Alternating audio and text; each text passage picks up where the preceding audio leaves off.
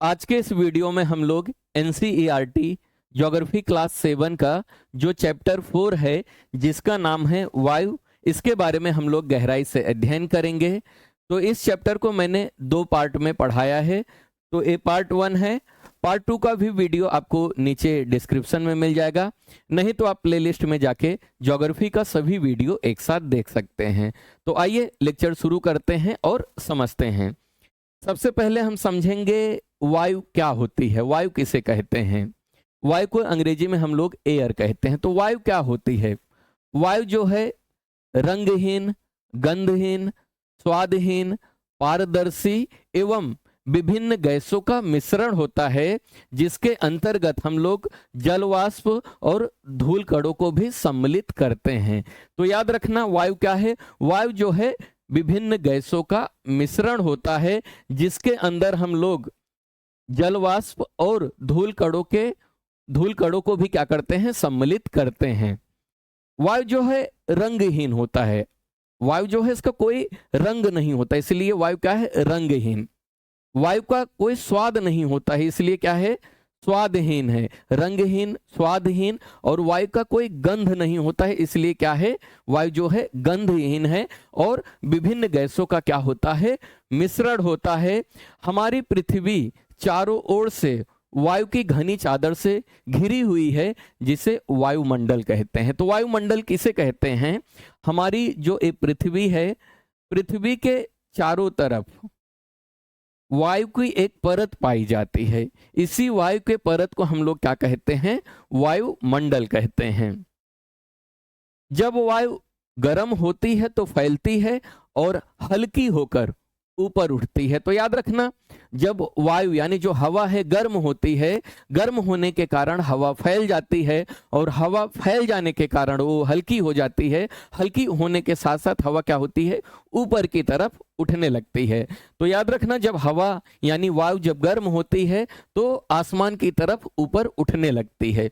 लेकिन जब वायु ठंडी होती है तो सघन होने लगती है। सघन मतलब वायु का जो डेंसिटी है वो बढ़ जाता है, यानी उसका घनत्व तो बढ़ जाता है, जिसके कारण वायु क्या हो जाती है, भारी हो जाती है। इसलिए इसमें नीचे रहने की प्रवृत्ति होती है। तो याद रखना, जो ठंडी हवा होती है वो हमेशा धरातल की तरफ होती है।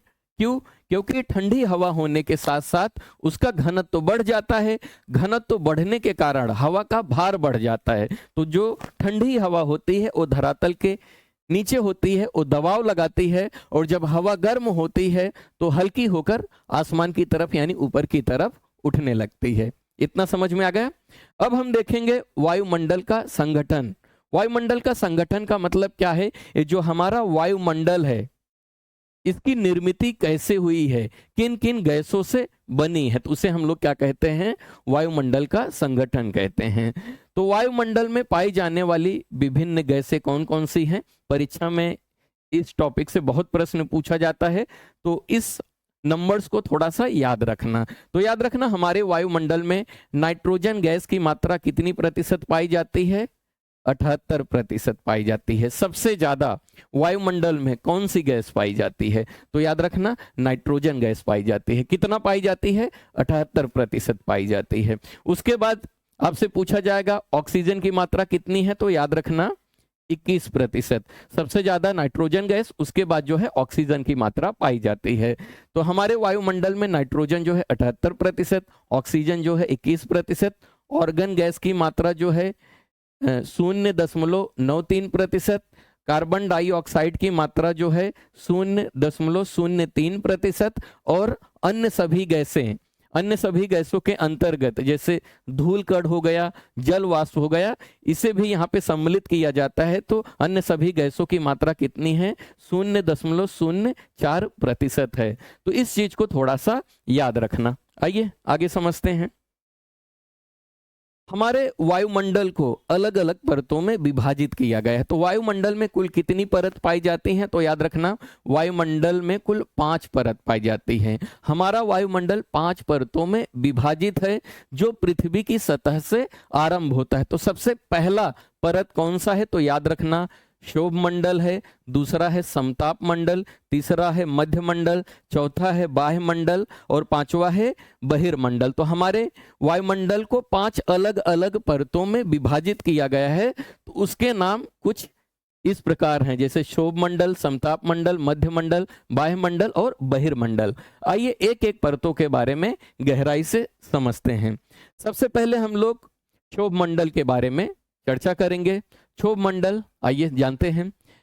यह परत वायुमंडल की सबसे महत्वपूर्ण परत है। तो याद रखना, आपसे परीक्षा में पूछा जा सकता है वायुमंडल की सबसे महत्वपूर्ण परत कौन सी है। तो याद रखना, वायुमंडल की सबसे महत्वपूर्ण परत जो है वो है क्षोभ मंडल। ठीक है, आइए आगे समझते हैं। इसकी औसत ऊंचाई कितनी है? तो याद रखना 13 किलोमीटर। हमारे धरातल से मान लेते हैं हमारी पृथ्वी है, पृथ्वी से 13 किलोमीटर की ऊंचाई तक किसका विस्तार है? क्षोभ मंडल का विस्तार है। तो याद रखना इसकी औसतन ऊंचाई कितनी है? 13 किलोमीटर है। हम इसी मंडल में मौजूद वायु में सांस लेते हैं। तो याद रखना धरातल से इस परत की शुरुआत होती है, तो इसीलिए हम लोग वायुमंडल के किस परत में सांस लेते हैं? तो याद रखना वायुमंडल के क्षोभ मंडल में हम लोग सांस लेते हैं, क्योंकि ये क्या है? धरातल की सबसे पहली परत है, सबसे निचली परत है।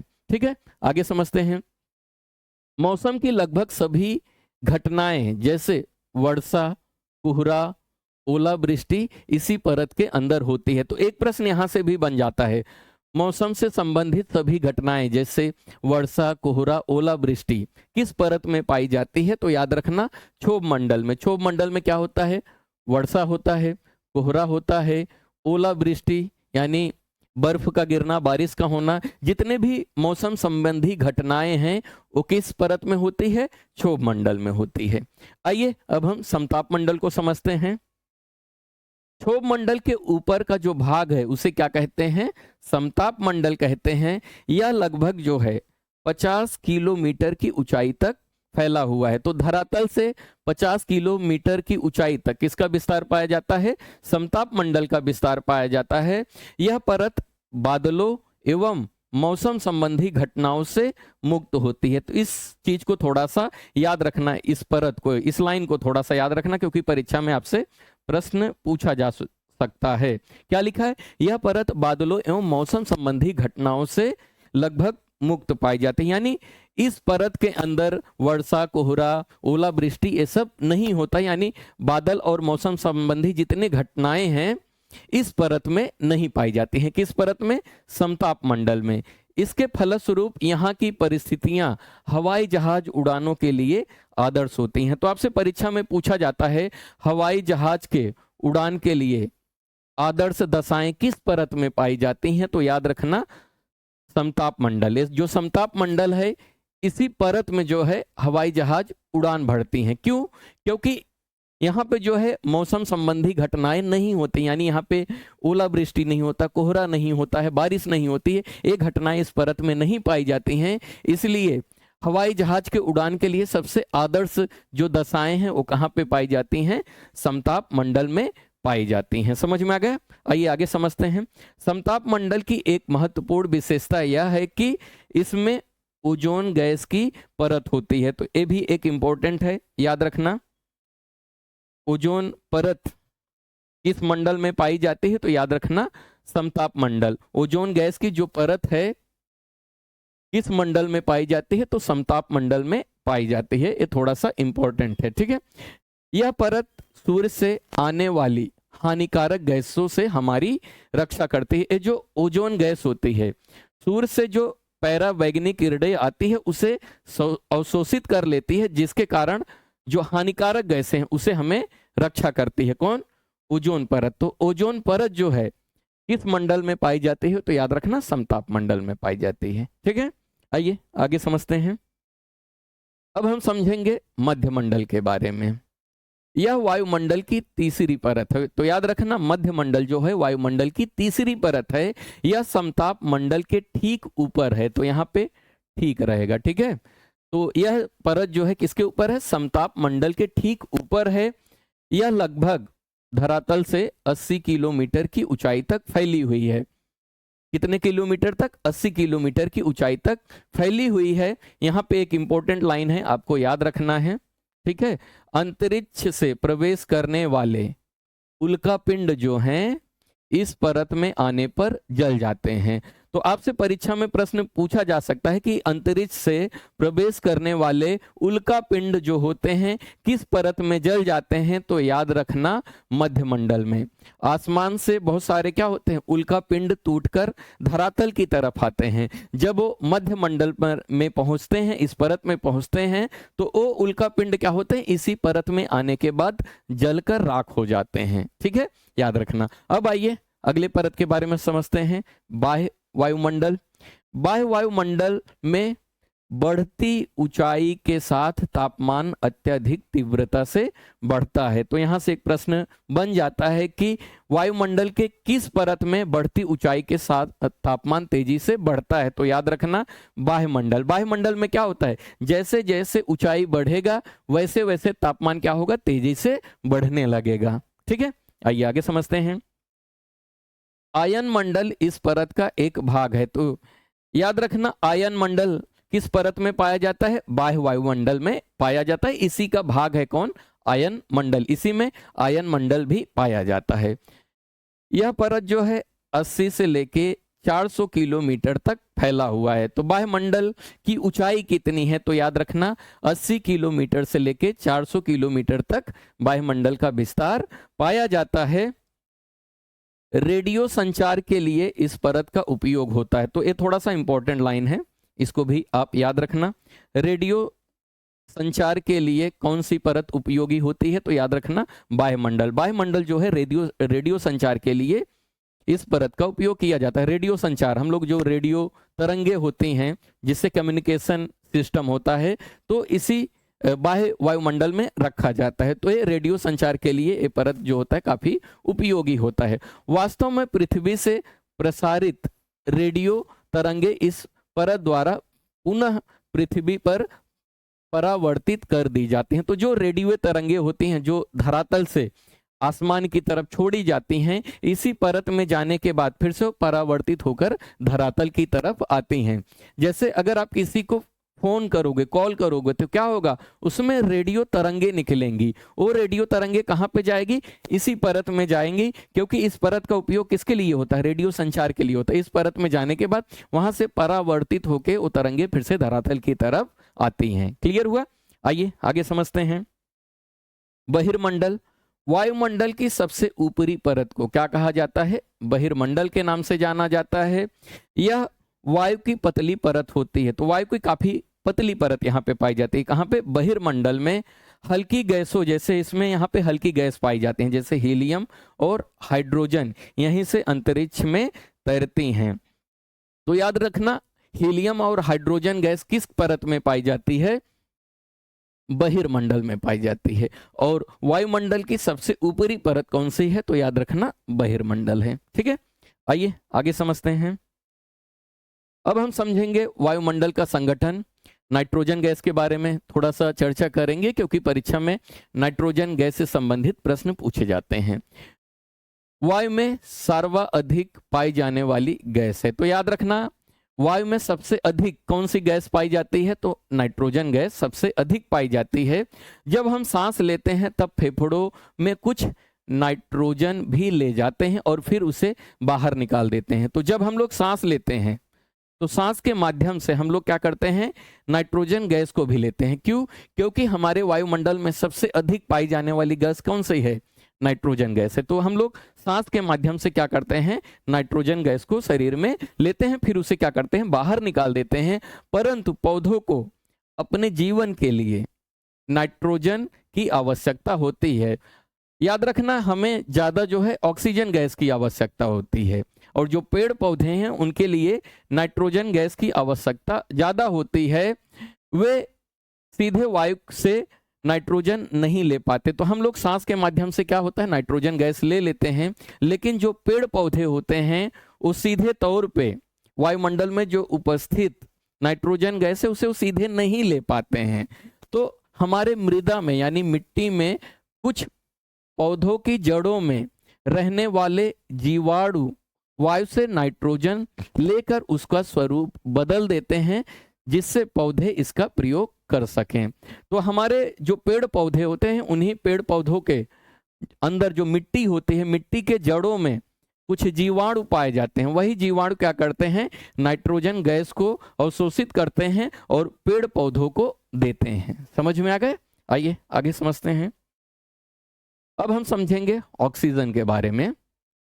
वायु में प्रचुरता से मिलने वाली दूसरी गैस है। तो नाइट्रोजन गैस के बाद सबसे अधिक दूसरे नंबर पे पाई जाने वाली गैस कौन सी है? तो याद रखना ऑक्सीजन गैस है।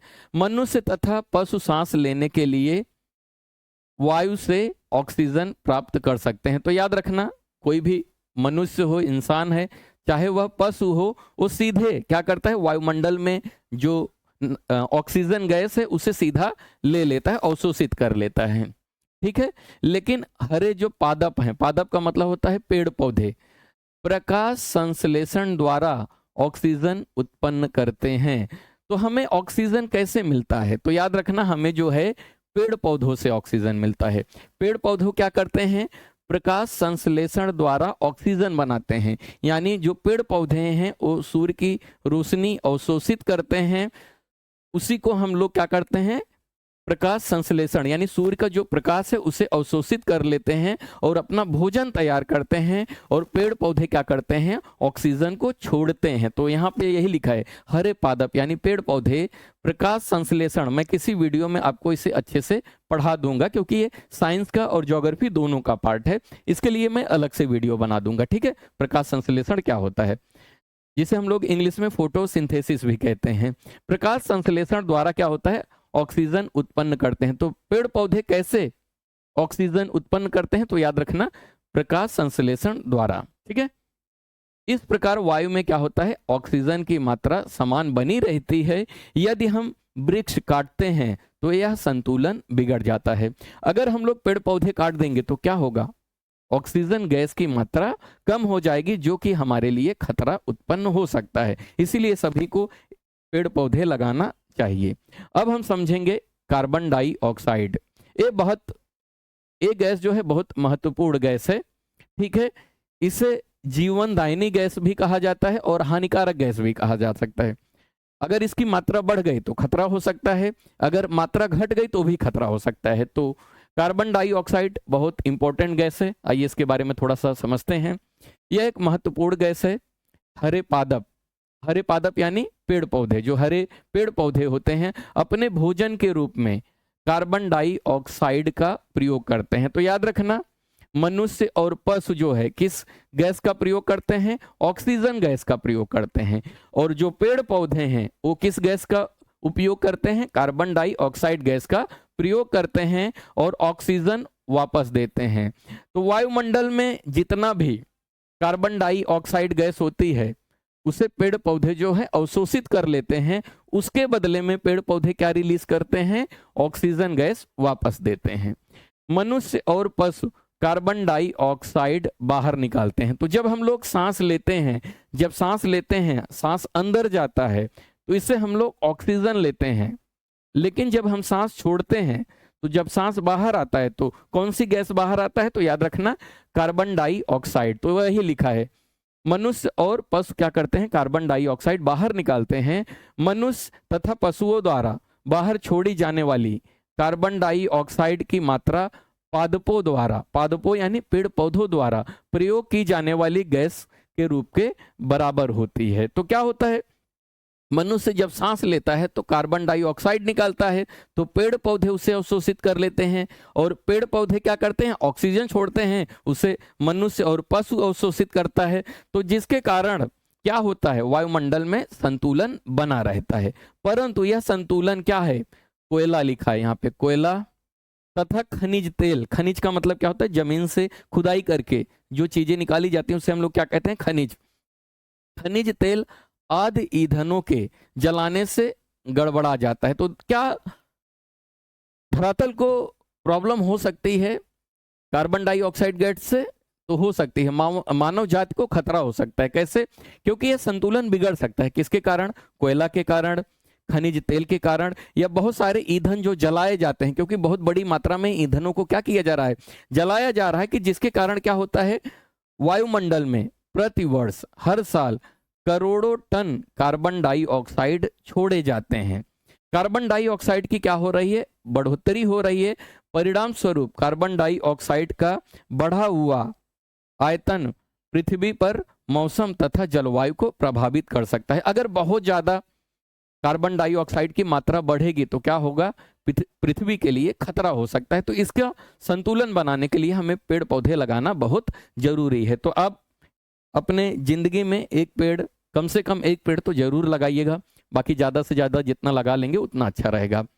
ग्लोबल वार्मिंग क्या होता है, आइए इसे हम समझते हैं। ग्लोबल वार्मिंग को हम लोग भूमंडलीय तापन भी कहते हैं हिंदी में। तो क्या होता है, आइए समझते हैं। कार्बन डाइऑक्साइड वायुमंडल में फैलकर पृथ्वी से विकिरित ऊष्मा को पृथ्वी पर रोककर ग्रीन हाउस प्रभाव पैदा करती है। अब आपको समझना है ग्रीन हाउस प्रभाव क्या होता है। देखो, जब सूर्य से प्रकाश आती है धरातल पर तो रोशनी के रूप में आती है, लेकिन वही जो प्रकाश है जब ऊपर आसमान की तरफ जाती है तो तापमान के रूप में जाती है। तो सूर्य की जो रोशनी आती है तो धरातल पे आने के बाद जो कार्बन डाइऑक्साइड है, ये जो गैस है, उस तापमान को क्या कर लेती है, अवशोषित कर लेती है, यानी वो गर्मी को खींच लेती है। आप यहाँ पे समझो क्या लिखा है, कार्बन डाइऑक्साइड वायुमंडल में फैलकर पृथ्वी से विकिरित ऊष्मा को, ऊष्मा का मतलब होता है गर्मी को, पृथ्वी पर रोक कर ग्रीन हाउस प्रभाव पैदा करती है। सूर्य से आने वाली जो किरणें हैं उसमें क्या होती है, ऊष्मा होती है, यानी गर्मी होती है। उसी गर्मी को कौन रोक लेता है, कार्बन डाइऑक्साइड गैस रोक लेता है। इसी को हम लोग क्या कहते हैं, ग्रीन हाउस इफेक्ट। आप इसको और आसान भाषा में समझो। आप एक कांच का घर बना लीजिए, कांच का घर बना लीजिए, और दोपहर के समय में, गर्मी के समय में दोपहर में आप उसे बाहर खुली जगह में रख दीजिए जहां पे बहुत ज्यादा धूप आती है, और उसके अंदर आप थोड़ा सा ऑक्सीजन की मात्रा आपको मिलती रहे, उसके अंदर आप बैठ जाइए। तो क्या होगा, उसके अंदर क्या होगा, जो रोशनी आएगी गर्मी बढ़ने लगेगी, यानी क्या होगा, उसके अंदर जो कार्बन डाइऑक्साइड है उसकी मात्रा बढ़ जाएगी। रोशनी क्या रहेगी, उसके अंदर प्रवेश कर जाएगी कांच के अंदर, लेकिन उस कांच के अंदर से गर्मी जो है बाहर नहीं निकल पाएगी, तो जिसके कारण उसके अंदर गर्मी बनी रहेगी। तो उसी को हम लोग क्या कहते हैं, ग्रीन हाउस प्रभाव कहते हैं। इसलिए इसे ग्रीन हाउस गैस भी कहते हैं। तो याद रखना, कार्बन डाइऑक्साइड को क्या कहते हैं, ग्रीन हाउस गैस भी कहते हैं। परीक्षा में पूछा जाता है, इंपॉर्टेंट है, याद रखना, ठीक है। और इसके अभाव में अगर मान लेते हैं कार्बन डाइऑक्साइड की मात्रा कम हो जाती है, अभाव हो जाती है, तो धरती जो है इतनी ठंडी हो जाएगी कि इस पर रहना असंभव हो जाएगा। अगर कार्बन डाइऑक्साइड की मात्रा घट जाएगी तो इससे क्या होगा, हमारी धरातल बहुत ज्यादा ठंडी हो जाएगी। ठंडी होने के कारण यहाँ पे जीवन संभव हो नहीं पाएगा। अगर कार्बन डाइऑक्साइड की मात्रा बढ़ती है तो भी खतरा हो जाएगा, क्योंकि तापमान बहुत ज्यादा बढ़ जाएगा, तो भी मानव जाति इस पे निवास नहीं कर पाएगी। ठीक है, आइए आगे समझते हैं। किंतु जब कारखानों एवं कार के धुएं से वायुमंडल में इसका स्तर बढ़ता है, तब इस ऊष्मा द्वारा पृथ्वी का तापमान बढ़ता है। इसे ही भूमंडलीय तापन, जिसे अंग्रेजी में ग्लोबल वार्मिंग कहते हैं। ग्लोबल वार्मिंग क्या है, हमारी पूरी पृथ्वी गर्म हो रही है। किसके कारण, कार्बन डाइऑक्साइड गैस के कारण। क्यों, क्योंकि क्या है, कारखानों से निकलने वाले धुएं, कार से निकलने वाले धुएं और जितने ईंधन जलाए जा रहे हैं, इन सब से क्या हो रहा है, कार्बन डाइऑक्साइड की मात्रा वायुमंडल में बढ़ रही है। तो जब कार्बन डाइऑक्साइड की मात्रा बढ़ेगी तो क्या होगा, हमारा धरातल बहुत ज्यादा गर्म हो जाएगा। इसी गर्मी को हम लोग क्या कहते हैं, ग्लोबल वार्मिंग, यानी हमारी पूरी पृथ्वी क्या हो रही है, गर्म हो रही है। किस गैस के कारण, कार्बन डाइऑक्साइड गैस के कारण। यदि इसकी मात्रा कम होती है तो भी खतरा है, ज्यादा होती है तो भी खतरा है। इसका संतुलन लोगों को बना के रखना पड़ेगा। ठीक है, आइए कुछ इंपॉर्टेंट चीजें हैं और समझ लेते हैं। तापमान में इस वृद्धि के कारण पृथ्वी के सबसे ठंडे प्रदेश में भी जमी हुई बर्फ पिघलने लगती है। तो क्या होगा, जब बहुत ज्यादा पृथ्वी पे तापमान बढ़ जाएगा, तापमान बढ़ने के कारण पृथ्वी पर अलग अलग जगहों पर क्या पाया जाता है, बर्फ की चादर पाई जाती हैं। तो वो बर्फ पिघलने लगेगा, जिसके कारण समुद्र में जल का स्तर बढ़ जाएगा और बाढ़ आने की संभावना हो सकती है। यहाँ पे क्या लिखा है, समुद्र के जल स्तर में वृद्धि होती है जिससे तटीय जो क्षेत्र हैं उसमें बाढ़ आ सकती है। दीर्घ अवधि में इसके परिणाम के कारण जलवायु में अत्यधिक परिवर्तन हो सकता है। इसका अगर ज्यादा कार्बन डाइऑक्साइड अगर वायुमंडल में ज्यादा हो जाती है तो क्या हो सकता है, वायुमंडल में अत्यधिक परिवर्तन हो सकता है जिसके फलस्वरूप कुछ पौधे बस लुप्त हो जाएंगे यानी गायब हो सकते हैं। तो इस गैस का संतुलन लोगों को बना के रखना है। तो वीडियो कैसा लगा कमेंट करके जरूर बताइएगा। कुछ भी डाउट हो तो कमेंट में पूछ लेना, ठीक है। और अगर अभी तक इस चैनल को आपने सब्सक्राइब नहीं किया तो कर लीजिए। वीडियो देखने के लिए धन्यवाद।